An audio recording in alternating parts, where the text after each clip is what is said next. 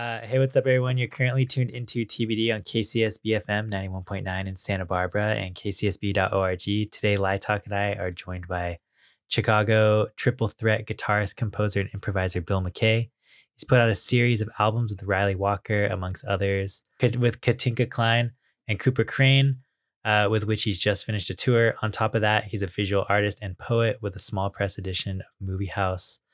His latest, Locust Land, is out on Drag City May 24th. How's it going, Bil? Good. Thanks for the intro. Good to see you. Yeah, dude, thanks for joining us. What have you been up to recently? Like, I don't know, you have any like new hobbies? Like, I know you just said you did a cardio class recently. Oh, yeah. I'm trying to think what's been happening. Just doing a bunch of writing, write, like you mentioned, the book, Movie House, Sala De Cine. So I've been writing a bunch more and trying to shape that up. And I've been sending out also another, manuscript to a few people. Sick. I need to get on that more, but yeah, I'm kind of excited. But I think I think it extends in a lot of directions from the earlier book. So yeah, I've been doing that, and then really like just a lot of preparation for this upcoming tours for Locust Land that comes out, as you mentioned, and then also, I was pretty occupied with the BCMC. That's it. And everything with Cooper. So BCMC came out last year. It's a bit of a shift for you, ever so slightly though, more to, because it's called a drone group release. And I was taking a chill with it, and I was like, oh, they got Cooper is here giving a bit of that bitch and Bajas thing, but it really is still totally drawn by just your guitaring. What were the live shows like as you guys were doing that? Were things was the groove changing over time? Yeah, thanks for saying. Yeah, it really was changing over time. Because I think that I'm really happy with how the record came out. I think it was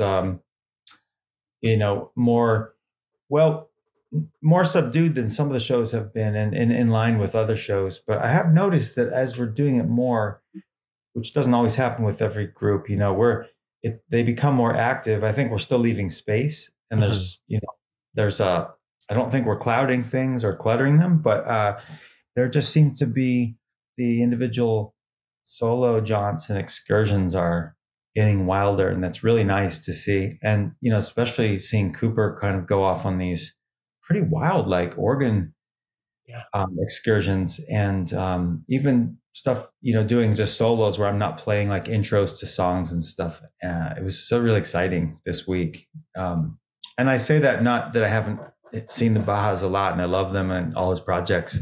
And he's clearly always playing in his projects, but it's just feel like we're evolving together, and we're just it's expanding, I think. So yeah, it's something.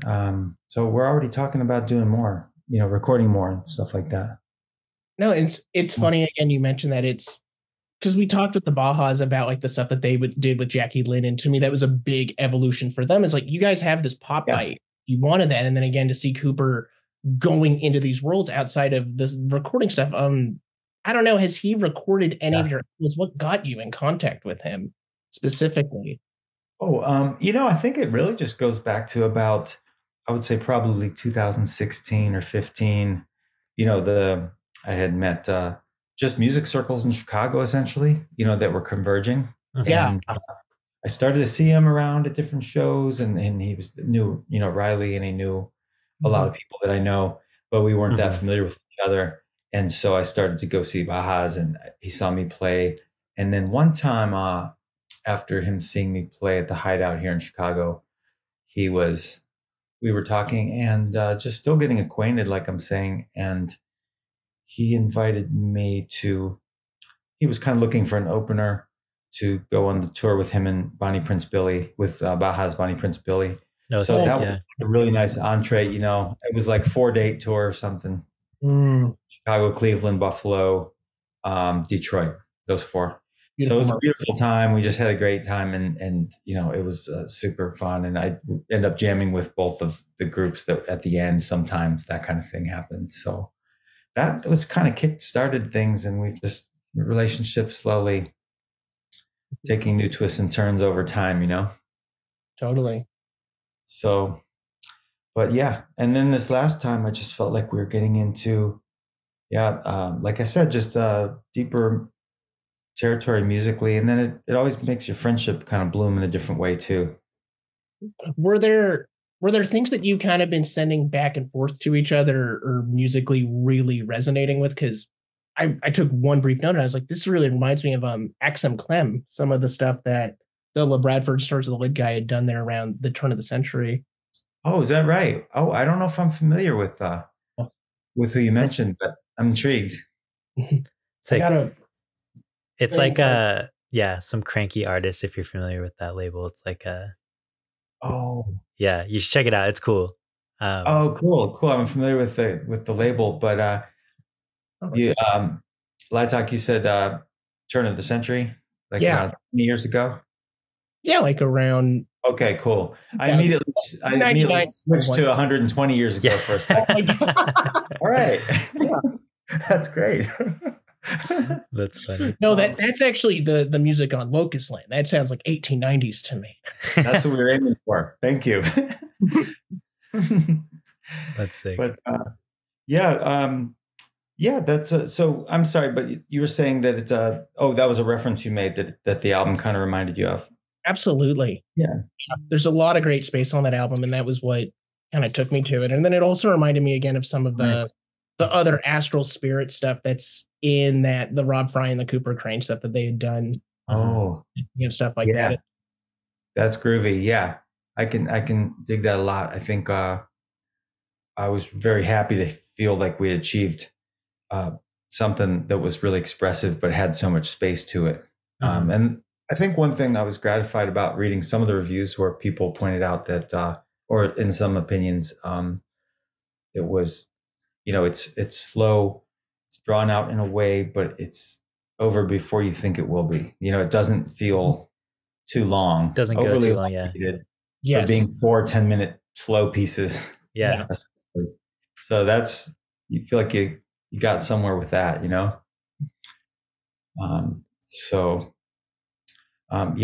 but we're kind of now in talks, and we were able to play some new material on the tour too, which was sick. It was gratifying. Yeah. Do you guys have any more like dates in mind, I guess, for like gigs and stuff? Or are you like trying to do anything like different on like any upcoming shows or?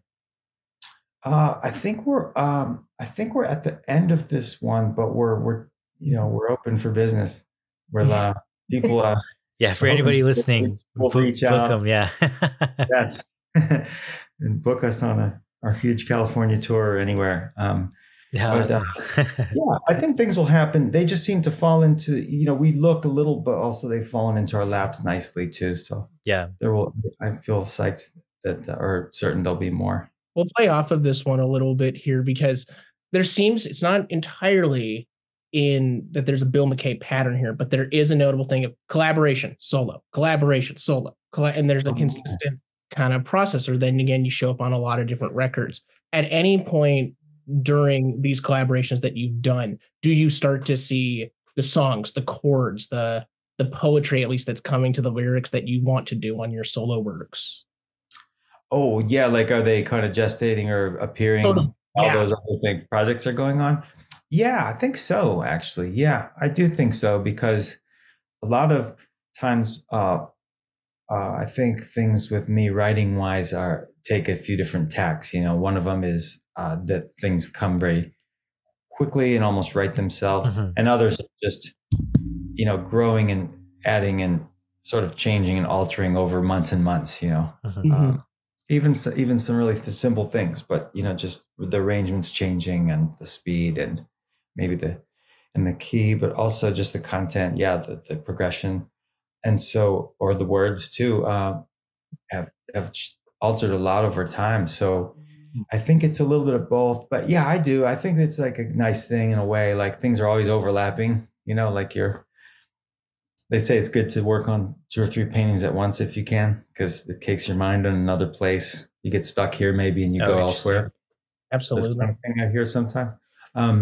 So yeah, that has happened. And I guess also in the back of your mind, you're kind of thinking, before a record or something like that comes out, I often feel that, or in the past year, there were 2 that weren't out yet that were coming. So I felt extremely abundant, and then I was ahead of the curve. And then as soon as they'll get close to coming out or they come out, you're like, oh, you have that feeling like, oh, I must prepare something to come, you know? Yeah. And So although it's just a natural process, but I think it pushes you. So yeah. Stop me if I'm overwinding here. oh, no, I mean, just kind of building off of that a bit. It's like, I'm curious because it does seem like so much of the music that you do specifically when it comes to you, I was checking through interviews and I work again at a library and I work with a lot of elderly women. And sometimes I'll describe like, hey, I got to interview this musician. It was the first time I really felt like I could give these people an album and be like, you're going to love this. Like I could really give your music to them because I heard in it a really, really strong love for the American songbook somewhere underneath there a bit, as much as you had mentioned in kind of going back to like when you were 11, you had learned to play guitar from like a classical perspective, if I'm getting that right. That was part of it. Mm-hmm. Part of it. The other part. I think we froze up for a second. We froze up for a second. We did. Yeah, we got you back though. Yeah, no, that's really nice to say. If I heard you right, Lietoc, you were saying that you had played some of the music for these ladies. Is that right? I hadn't had a chance to. Oh, but okay. Because you were thinking about it. But I was definitely thinking about, because it just like with my dad when I've given him William Tyler or Hayden Padigo stuff, and it just kind of, I feel in that there's like a really strong American songbook or like something really grounded in just, I don't know, there's like a really great sense of standards and beautiful what you do. And oh, again, that's so beautiful. Albums come out, they're 30 minutes and they're really gorgeous. This again is another one that completely plays to that. But thank you. Just thank again, you so like what is your relationship there, at least with kind of the American songbook or with classic music, and how that ever translated into the music that you're playing today?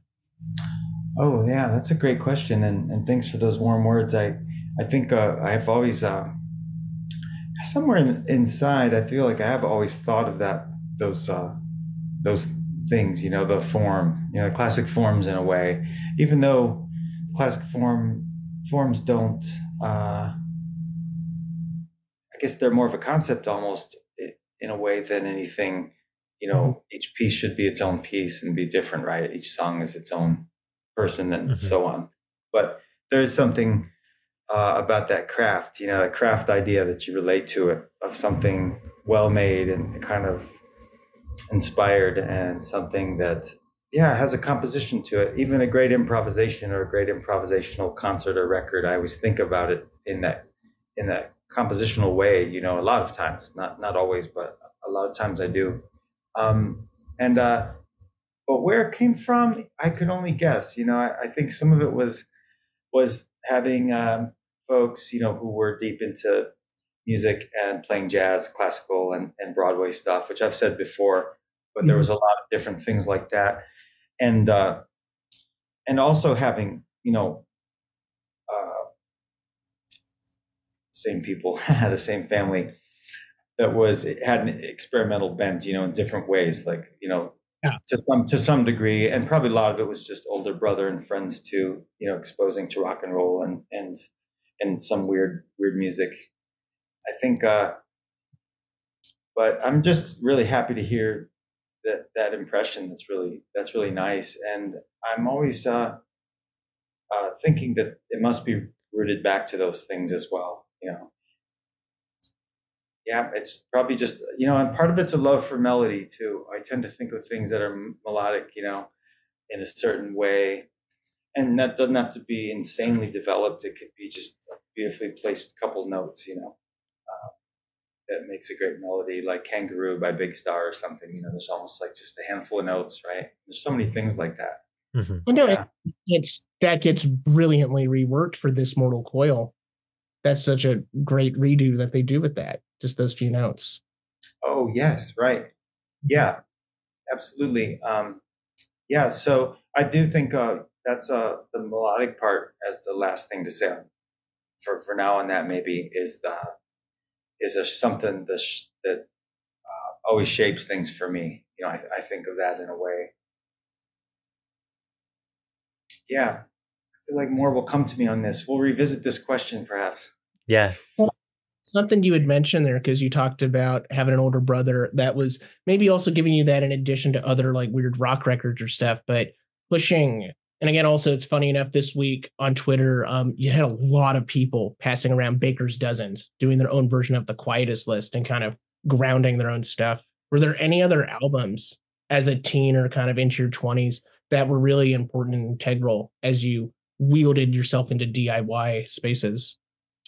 Oh, yeah, maybe a couple from different eras. Just mentioned, like there was very early, of course, Beatles, but in a big way, and Jimi Hendrix, Electric Ladyland, which I had as a kid, which was amazing. And then I'm just throwing out, it could be a whole different section if we talked 45 minutes from now, but I always loved like Opal, early recordings, it's running. That man is looking for something. Oh, no way. Awesome. Well, so Opal record. Happy Nightmare? Happy Nightmare, baby. Happy Birthday Nightmare. No. Yeah, Happy Nightmare, baby. Whatever. There's Happy Nightmare, baby. Right. Yeah. They get one sentence in the SST book, and I've rarely seen someone just found this tape on cassette culture and they never heard it. They're like a 90s like guy that just grew up on like that and just like blown away. Oh, and yeah. I was like, oh my God. I'm so glad you have that. That's fantastic. And do you know the early recordings one too, which was more trying to get it, and it's just I love to get it on tape, and it's rare. But it's very rare. Yeah, I've got it on CD, I think, and I had a bootleg tape from a friend or a tape, and then I found it on CD. I think it's pretty expensive, but it's so rare to find any of those. And I know there was a recent deal that a friend of ours, Pat Thomas, was working, who was representing Opal or David Roback, some of the people. And I think it fell through. It was some deal to get it all put on vinyl and all this stuff. Maybe you know about this. That one's wild to me because again, it's like with I'm not really sure what's happened. The album came out on SST, and SST is awful about there's like really some of those albums are in really awful, like never gonna get reissued again, kind of weird holes. And Opal definitely put that along with like Saccharine Trust or Blind Idiot God. That it's a bummer. And they're caught in limbo. And it's even like, I don't know if there's like a reissue or any way to get Rainy Day, which has the Rain Parade stuff, and that's in that universe as well. Absolutely. That one I got for free from Marcelino, and I was like, this is nice. Yeah. Sick. Nice score. But it's difficult. It's too bad, especially these magical things that we feel are magical, right? That they are not able to be experienced, and knowing a lot of people would pick up on it, find joy in it, or whatever. For sure. So, but I'm psyched you had that right there. Oh yeah. Yeah. So that was a thing, and just thinking of different things like that. Others that maybe come to mind. Gosh, it's funny because there's so much different stuff, I know you mentioned like the Beatles, like I guess if you had to like choose like one album by the Beatles, like what were you like most intrigued by back then? Oh gosh, that's a great one because it's weird. They're all like go-tos, Yeah. The first one I got was Sgt. Pepper's, but I grew to love like so many of them, or basically all of them. Yeah. So I would say, now these days I probably listen the most to Abbey Road and Revolver. Oh yeah, those are sick. That kind of thing. But I have to say, I always thought the division between so-called eras and the Beatles was really funny to me, because the early stuff totally rules. Oh yeah, the early stuff's sick too. Like it's sick, and people sometimes forget because of how it sounds in some way that I think that they don't keep in mind a lot what things sounded like when those things came out. Yeah. When the Beatles music came out, and it was just ripping in so many ways, the singing and all kinds of things, and then different kind of songwriting than people were doing. And so, but also I think it's very interesting how the lines that go through all of it, go from early to late. And Yeah. The Beatles were like one of like the first, I guess like bands you could say I like got into in like, I don't know, middle school or something. I took like a history of rock and roll class and there was like a huge section on like the Beatles or whatever. And so, yeah, I don't know. I just got super into them back then. But that's rad. They're cool, dude.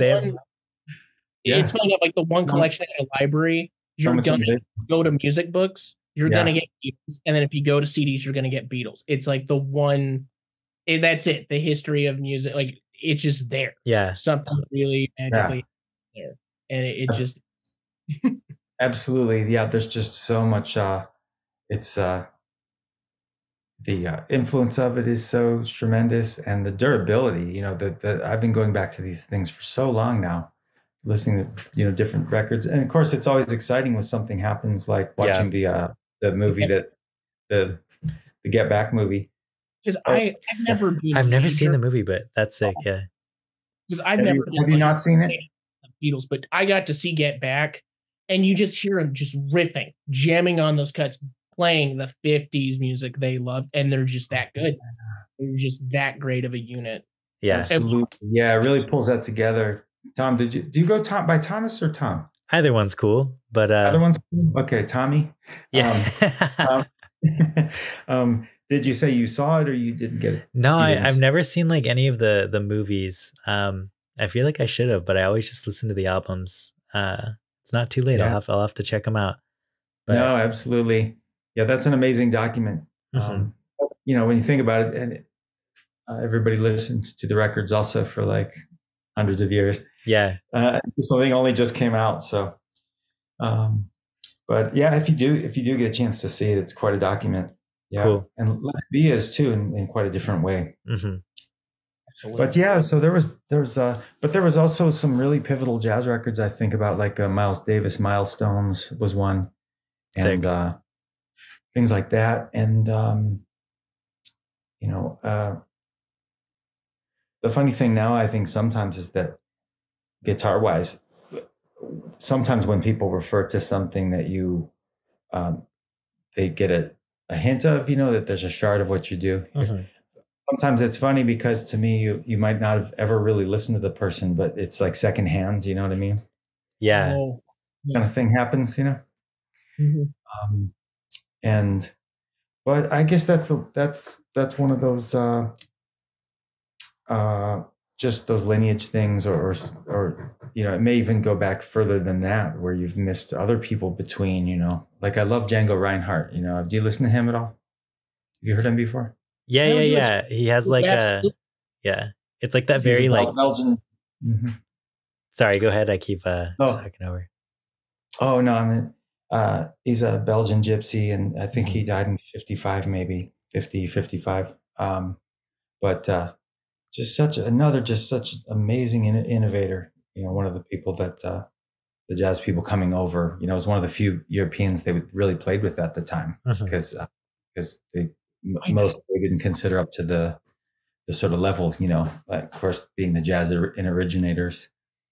But anyway, if you get a chance to check him out, it's really amazing on so many levels, like so innovative and so much color and feeling. And then also because he'd been, maybe you know the story, but he had been in a fire when he was 17. Oh, really? And his hand was kind of burnt. So he could do small chords with his hand, but mostly just play solos. And so he played with two fingers essentially. Wow. Oh, wow. That's crazy.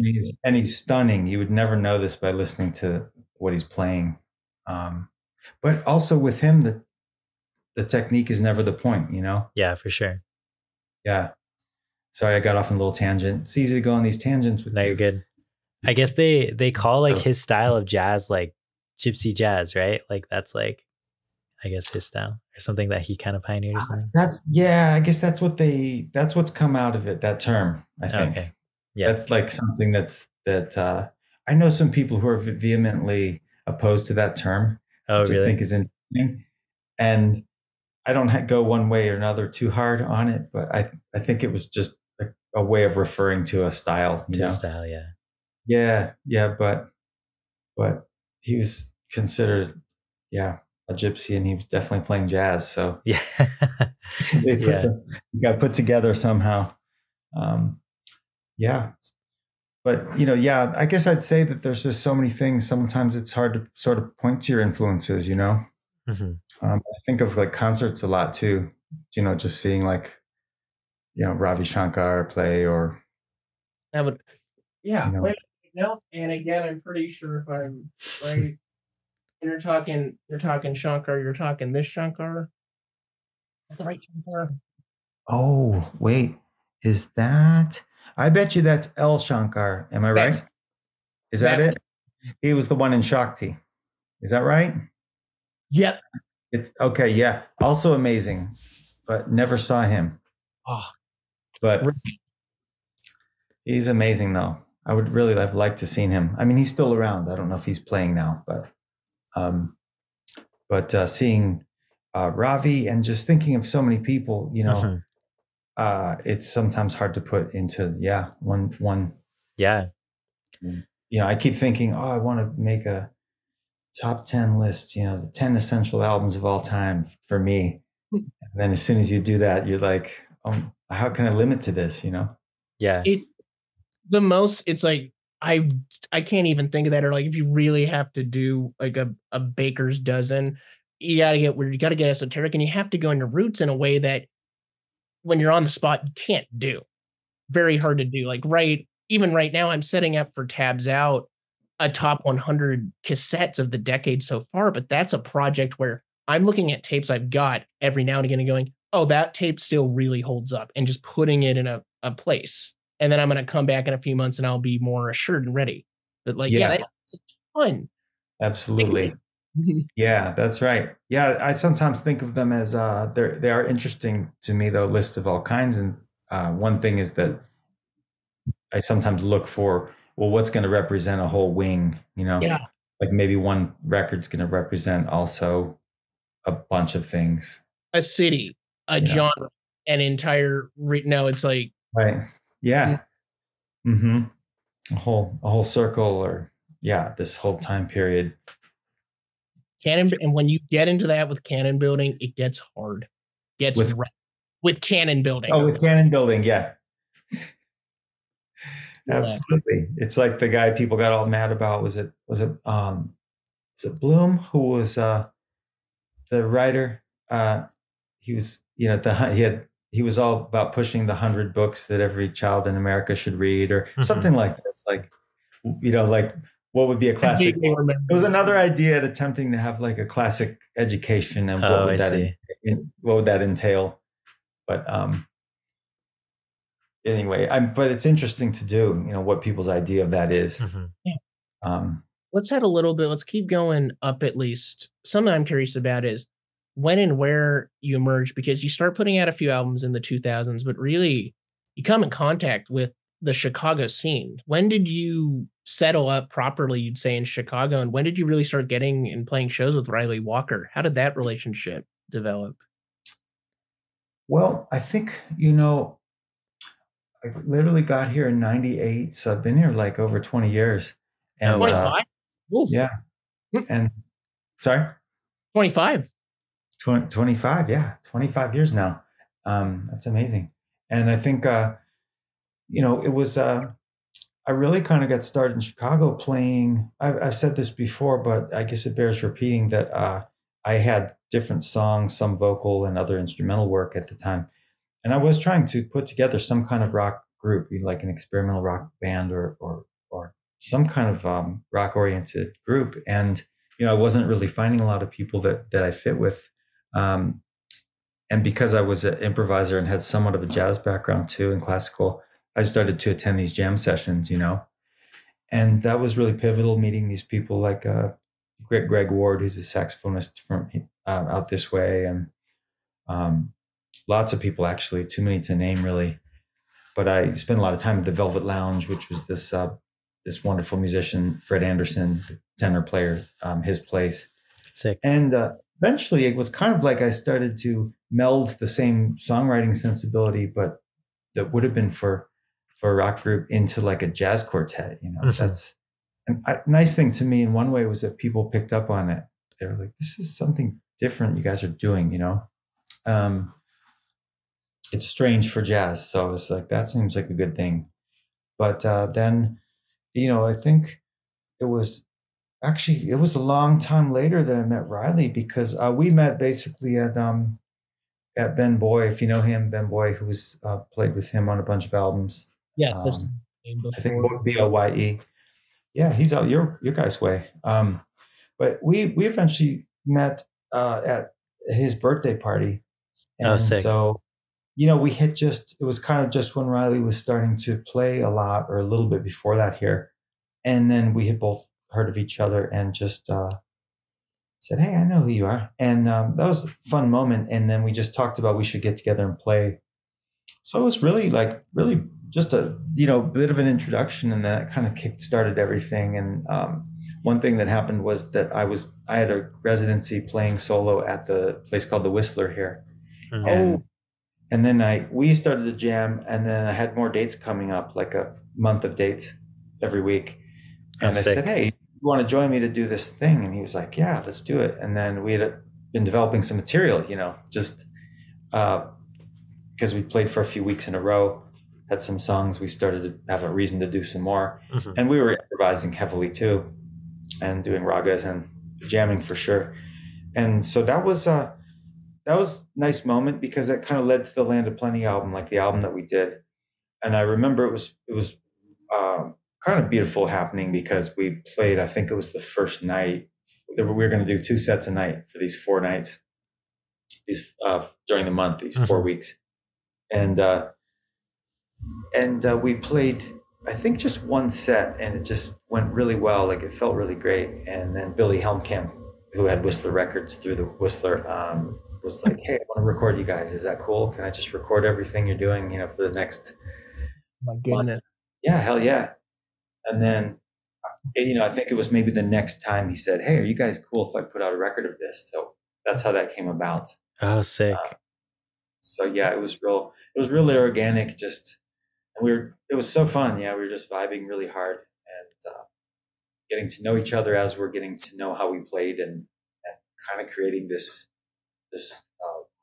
sort of new hybrid, because we hadn't been together. So that record's always going to be a special one for me, I think.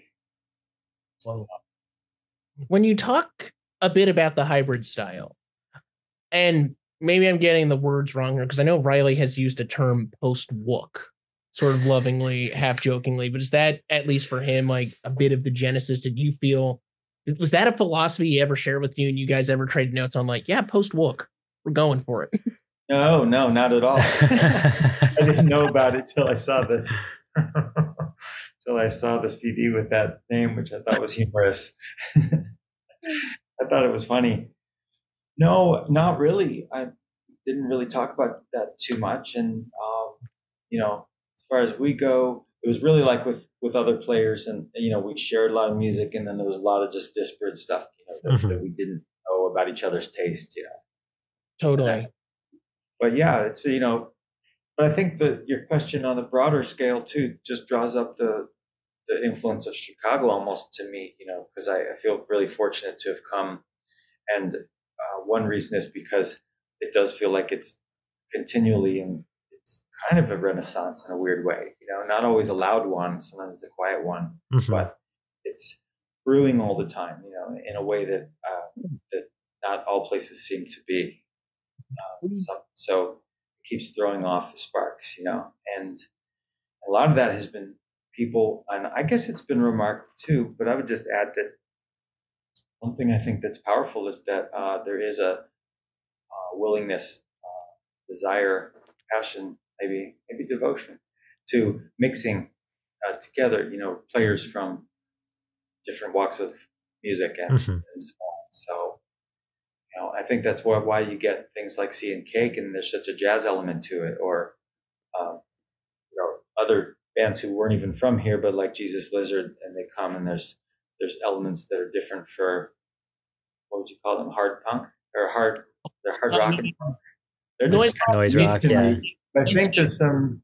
There's two terms for Jesus Lizard, which is that's noise rock, or also if you want to, or it's just pig fuck, or it's just touch and go. Yeah. If it's on touch and go or Amrit, 9 out of 10 times that's pig fuck. Exactly right. And they maybe have got these influences already from Texas and stuff, but I'm just thinking some of the songs on the record Liar, that where Dwayne is playing some great slide. And it wasn't a time when slide was appearing much on records or any records that I loved or knew, really. I remember outside of Mazzy Star and things like that. I remember getting Goat for about like $14, $15 on tape in 2019 and not knowing what to do with it for about 2 years. Genuinely being frustrated with the album of like, yeah, they rock. What? And then at some point something snaps and you're like, oh, this is gospel. This is one of the weirdest like batshit renditions of gospel.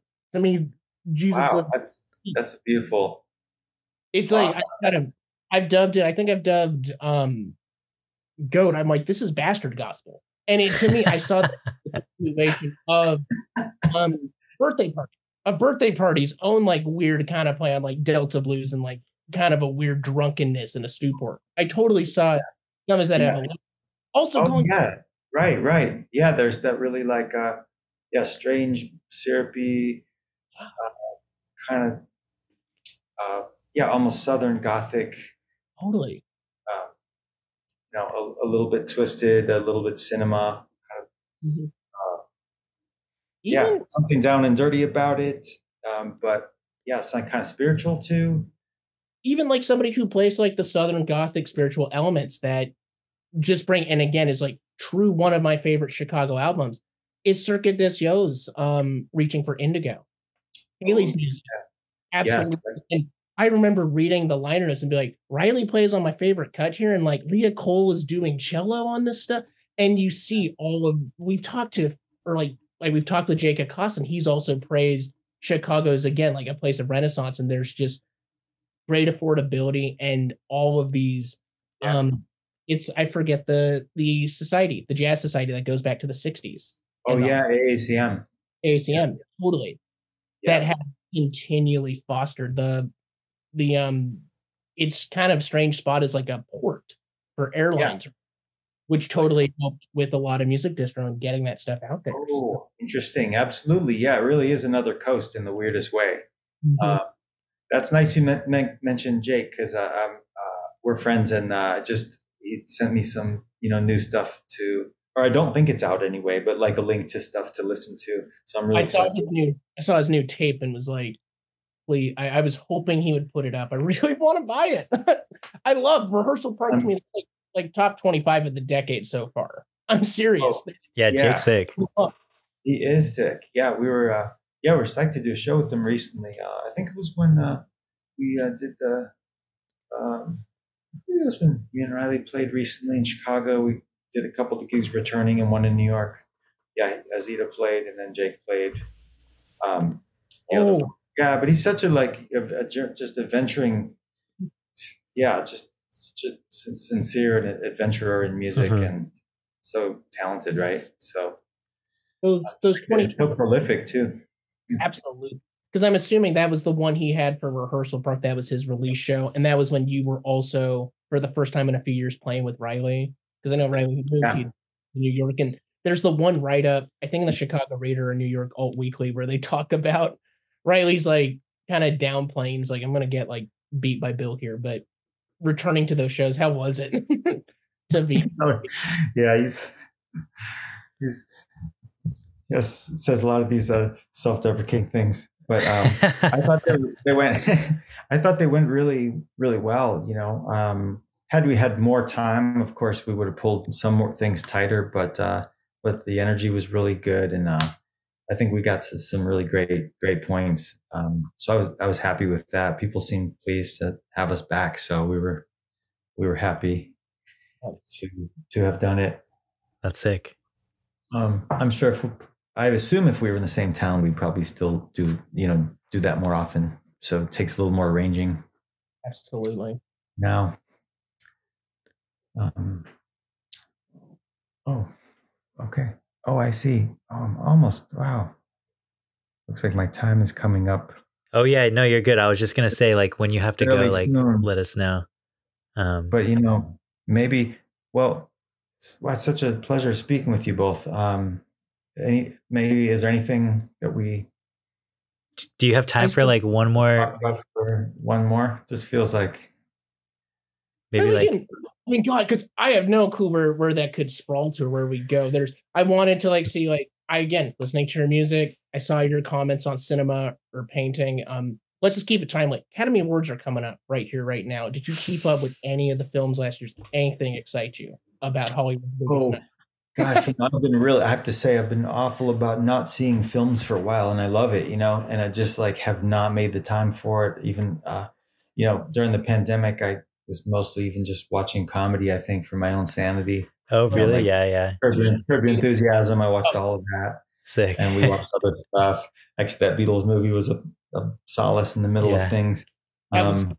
Yeah, but I am going to get back into it. And maybe if we do this again, maybe we could do this again sometime. Such a pleasure. That'd be sick, dude. Hit some other stuff. I did want to say though that I am working on a California. You guys are in you're in San Jose? We're doing the San Jose Zoom.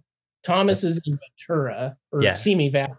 Okay. But the station is in Santa Barbara. I'm in San Diego. A lot of Santas. Okay, a lot of Santas and Sans. Yeah. If you need a show in like Ventura, Santa Barbara, let me know. I book a ton of shows, so I can give you something if you want. Let me know. That's great. We should just talk tomorrow. Yeah, hit me up. Okay, I'll do that. Thanks, Tom. Because I wanted to mention, since this is going to be well before I'm there, I'm looking at some. I'm booking some shows right now for October, California. Oh, that'd be perfect. I have a few booked, and so let's talk, and that'd be great. But I did want to let you know and let the listeners know that I'll be coming out. Sick. And then there's also going to be a June for any of your friends or anybody. This has already been out online a little bit, but I'm doing a June tour of the East Coast and some of the South too, and there'll be, I believe, some more Black Duck and BCMC stuff coming too. So, and that was another aspect to talk about. You got 2 Chicago labels in your cap. You did it. Not everyone gets to release on Thrill Jockey and Drag City. Yeah, they're